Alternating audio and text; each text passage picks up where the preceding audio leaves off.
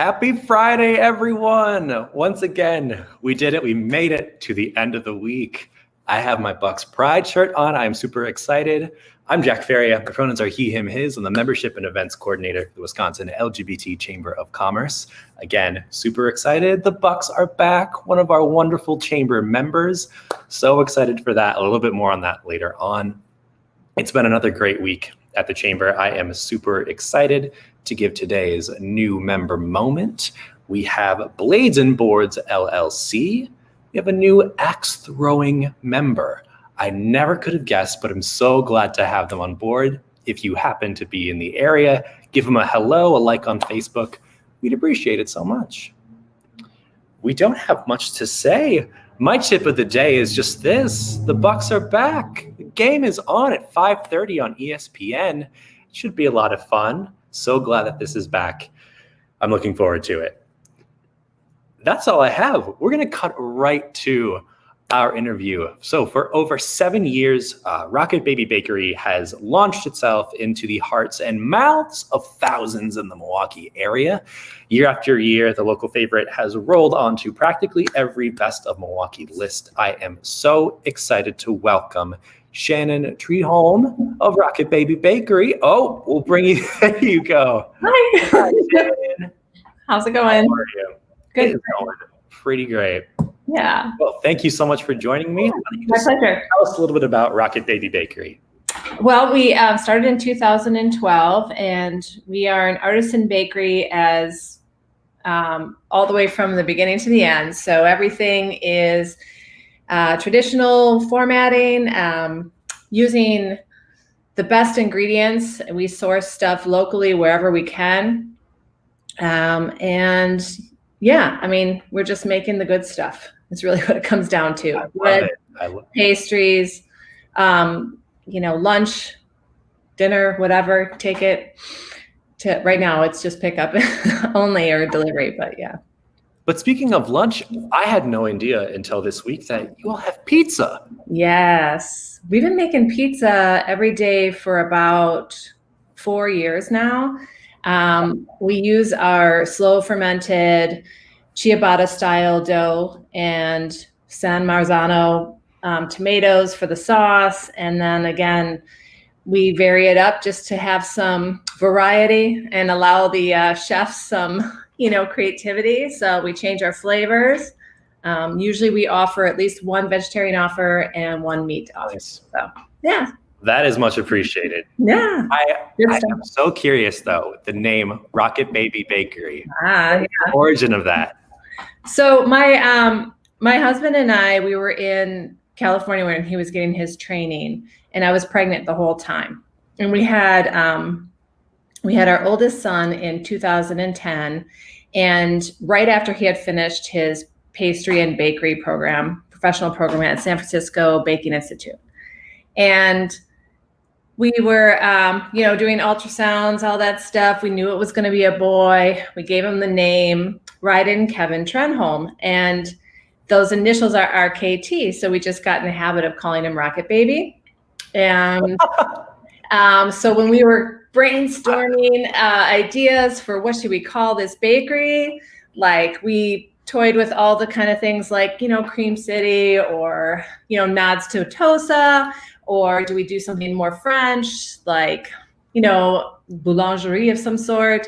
And then we're like, oh my gosh, let's just call it after Rocket Baby. So that's how it came to be. That's adorable. Does he know that he has inspiration for that?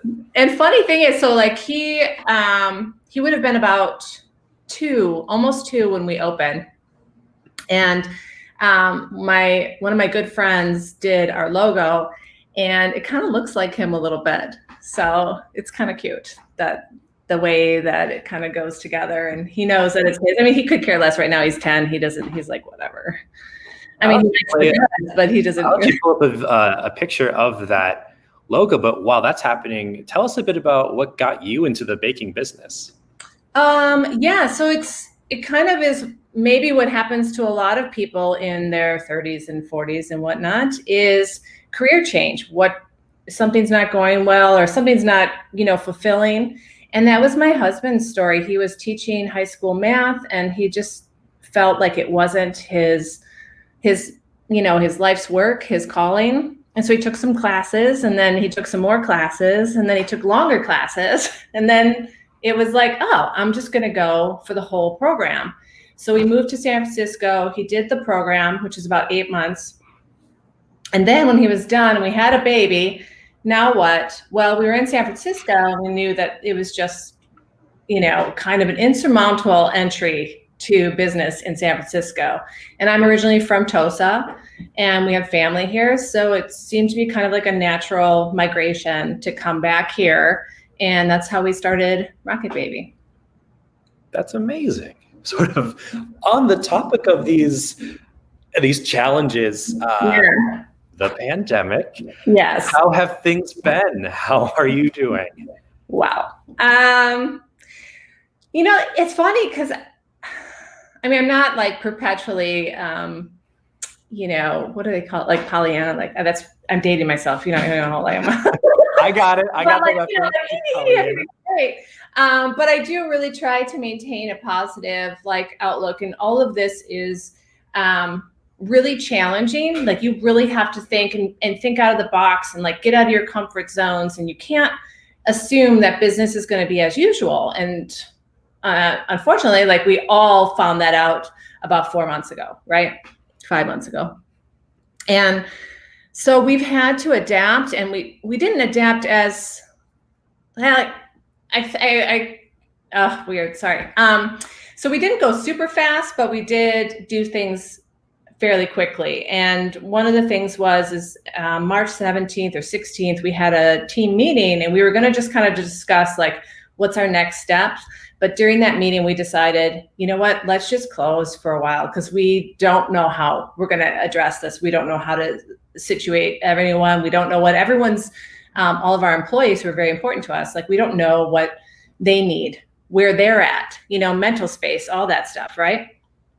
So we closed, and we ended up being closed for about 5 weeks. And during that time, we set up online ordering, which is something we had never done before. We set up a whole bunch of protocols for how we were going to be in business and how we were going to actually serve the community with online ordering, and then delivery too, we got going. So that's been the main thing, I think. And I've seen a lot of businesses do that, right? You have to adapt, and digitally that seemed to make the most sense. We chose to keep the cafe closed, partially because our cafe is so small, we wouldn't have been able to accommodate. It didn't really make any sense to limit, have a couple people in or whatever. It just seemed like another variable that could have been complicated. So we've still stayed closed, which actually might have been a better decision anyways, because we're using our cafe as storage and inventory control, and all of our employees are there, and so they can have space between them, and so no one's working in tight conditions. So, well, I appreciate you taking those precautions. That's a fantastic way to go. Let's talk a little bit more about the pickup aspect of it. We have the hours that Rocket Baby is open down below. That online ordering starts at 7. What does all that look like in terms of pickup? Well, we just recently opened back up for walk-up business too. So before we were only doing online, because just the way a bakery works, when you're doing inventory on a regular basis, it's not like a store where you can just sell something and it's gone. Every day we have to reset it, right? So we didn't do walk-up because we didn't want to have another variable, another bit of chaos in there. So now we're able to, now that we've learned how to do one thing, now we can ease back into the other thing. So walk-up service is there. So it's very, it's kind of easy. You come up to the door. We have a desk in front of the door. So you basically just say, hey, how you doing? And we either you're picking up an order, we serve it to you. We can even still do curbside. We'll bring it to your car if you prefer. We just, bring it out. Everyone's wearing masks all the time. Everything is super sanitized every day, a couple times a day. Even though they're saying that, surface stuff is not as big of a risk, we've from the beginning, we've just been maintaining that kind of standard. It's same thing with masks. As soon as we were serving the public again in any format, we had masks. And yeah, I mean, that's just, I mean, it's kind of normal in the sense you can go up and still say hi to people. Yeah. You know, but you can't come in the cafe yet. And I don't know.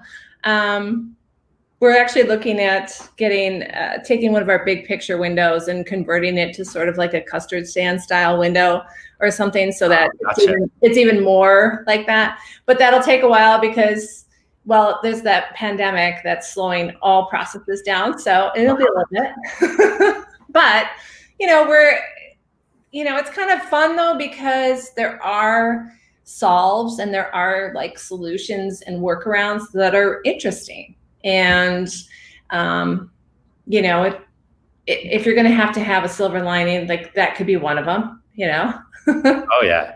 Well, speaking of silver linings, I mean, you work at a bakery. We've been seeing these pictures of all these amazing goodies. Yeah. What is your go-to? What do you find yourself? Which goodie do you take home the most? You know, it's a common question. I think for myself, it's always been the Danish. Like I love the Danish. However, monkey bread's also a good one. Sorry, I forgot about that. I have it a lot too. My husband, it'll be baguettes without a doubt. Like he just brings in, I think I've posted on social media, like all the crumbs in our car are from baguettes, like you know, and pastries and whatever. But man, our breakfast sandwich is so good. We have like some really fun, interesting things coming out now. Now that we have a little breathing room, because we've figured out our systems, we've figured out how to like what our routines will look like. We've been able to have staff kind of work a few more hours, still staggered. We don't have overlap really, but so we can generate some new product, which I'm very excited about. And then, you know, my chef will like drop some like boxes off at the house and we'll go. And so like this couple days ago, we got sugar cookies, snickerdoodles, cherry cheesecake pie, which was so good. Oh my God, maybe I'll have that for dessert. And then we're doing sort of herbed croissants where we actually use a compound butter, which means you put the herbs and the flavors inside the butter, then you roll those into the croissant. And that one has like a little tomato compote. So it's kind of like, and Parmesan baked on top. Oh my God. Almost like a pizza one. Oh my God, it's so good. And then we're tweaking things like trying to figure out is there a more exciting way to deliver a bacon cheddar one? Or, you know, or can we do even more interesting flavors or more interesting baking formats? Or, you know, what happens if we fry them? We don't have a fryer, but, you know, like what would it be like if we did something like that style? Or if we pretzeled them? A pretzeled? Oh my gosh. It's so amazing. And here's one of the hard parts about being an owner is like, you're like, okay, make it happen. And then, but really you can't just do it. So like, I'm like, okay, so when am I getting my pretzel croissant? Because that's what I really want. So it's coming. Keep us posted. Yeah, totally. I will. You have my email, at least let me know. Yeah. So good. There is a question from our viewer, Krista. Hi, Krista. Do you ship online orders to other cities? Oh, that is another thing we've been looking at doing. We can definitely set something up one-off. Like if you just email us, info@rocketbabybakery.com is a great place to start by communicating with us. And we can try and make something happen. I know that I've shipped to my family who lives in Florida and in California, and sometimes even overnight for like Thanksgiving, which was very expensive, but I love my family very much. Nice. Yeah, but yes, there are things that would travel better, like that would last longer, like if you do, you know, 3-day delivery or something like that. So definitely just email us or contact us and we can try and arrange something for you. Awesome. Well, thanks for that question, Krista. I appreciate it. And I have the email down below if you want to get in touch. Thanks, Jack. Awesome. Yeah, thank you so much. And as we close out, I'd like to ask all of our guests in these last 5 months, what has been keeping you entertained? You know, it's funny. I felt like there was like the stages of pandemic, like everyone was baking in the beginning and then it seemed to shift to like gardening. I'm not exactly sure what people are doing now. I haven't, maybe I've stopped paying attention or maybe people gave up. I don't know. I did toy with the gardening and I did, funny. I do a lot of home baking and so I turned that up a little bit and done more of that with my boys. But I did catch up on some TV shows that I had never been able to do and like total marathon style. One of them was Queer Eye, which I know, shame on me for never doing it, but it was so good. I'm like obsessed now. But and then American Horror Story, which is not for everybody, obviously, but oh God, I totally dig it. So just marathon TV shows whenever I can. Just some light viewing American Horror Story. Exactly. A little bit of good like dream material. Yeah, well, this works for us. Okay, with Ryan Murphy and Sarah Paulson, there's a new Netflix show called Ratched about Nurse Ratched coming out in September. About Nurse Ratched from One Flew Over the Cuckoo's Nest. Yes. Oh my God, I have to that should be a lot of fun. We don't have an American Horror Story this year. No, I know. Okay. Well, we could talk about Sarah Paulson all day, but I will let you go. Okay. All right. Great. Thank you so much, Shannon. Thank you so much. I so appreciate it. This was super great. Goodbye to everybody and take care and have a good one. Thank you so much, Shannon. And thank you all for watching this edition of Live at the Chamber. We so appreciate it. I am super excited. Next week's guests are set. We have our friends from Monday from Mind Right Realty Group. And Wednesday, we're talking to our friends at New Sky Media. For Friday, it's still up in the air. It could be you. If you want to be in on the fun for Live at the Chamber, let me know. You can email me, jack@wislgbtchamber.com. All right, everyone, have a safe weekend. Wear your masks.